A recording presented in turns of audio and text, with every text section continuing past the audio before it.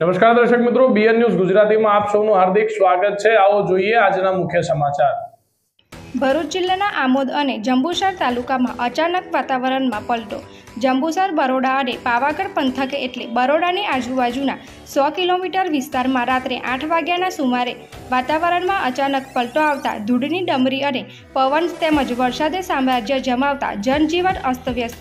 જંબુસર, આમોદ શહેર અને આજુબાજુના ગામડાઓમાં સંધ્યા સમયે ધૂળની ડમરીઓ સાથે વીજળીના કડાકા ભડાકા સાથે આકાશ ગર્જના થતાં સાંજના સમયે ઘરે પરત ફરતા રોજીરોટી કમાવવા નીકળેલા ફેરિયા મજૂરો નોકરિયાત વર્ગને અસર। પંથકમાં વીજળી દૂર થતાં અંધારપાટ છવાતા માનવ જીવનને અસર સાથે વિસ્તારમાં અકસ્માત, ઝાડ પડવાની તેમજ વીજળીના પોલ ધરાશયી થવાની અને ખેડૂત વર્ગને નુકસાન થવાની ભીતિ સેવાઈ રહી છે। Reporter Ramesh Parmar, BN news Gujarati, Jambusar.